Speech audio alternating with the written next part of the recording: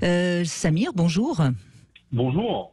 Merci de témoigner. Vous retrouvez Jean-Benoît Dumontex, donc vous avez été le voir quand vous étiez addict au sexe? Oui, tout à fait. C'était assez marquant. Hein. Je m'en rappelle comme si c'était hier, dans son cabinet feutré avec un magnifique chien. Ah, tiens, c'est vrai. Voilà. Et il m'a parlé de son voilà. labrador. C'est vrai qu'une de mes spécificités, c'est d'amener le chien aussi. C'est juste. Ouais. Comment allez-vous? Je vais bien. Étonnamment bien, je dirais, après ces années. Comment est-ce que vous avez fait votre chemin alors? Vous étiez addict, l'êtes-vous toujours?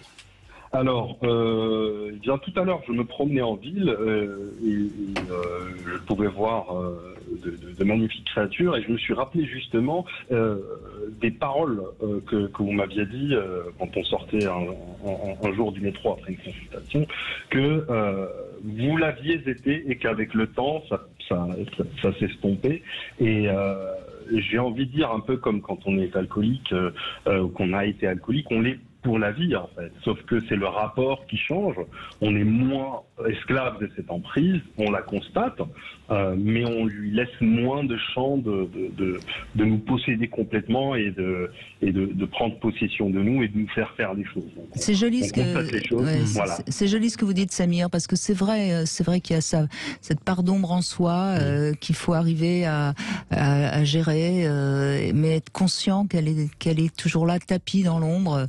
Et je trouve que c'est joliment exprimé ce que vous dites. En fait,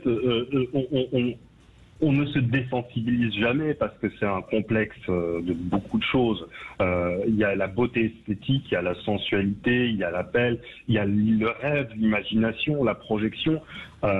Et dans mes moments les plus noirs, j'avais vraiment pensé que la seule solution, c'était vraiment de se désincarner complètement pour ne plus avoir à vivre ça. Mais quelque part, la voix du milieu qui, depuis des années, ont fait leur travail,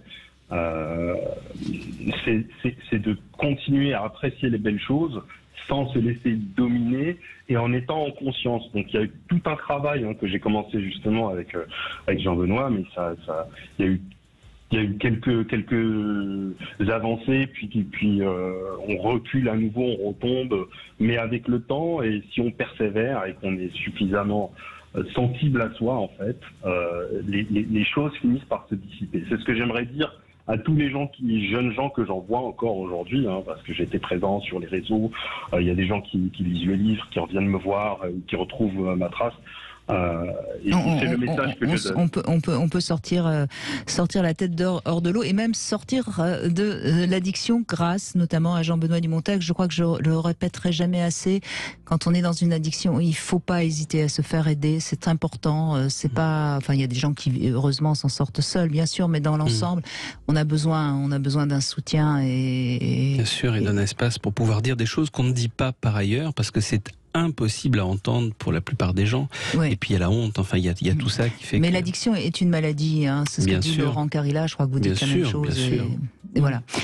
Merci beaucoup, Samir.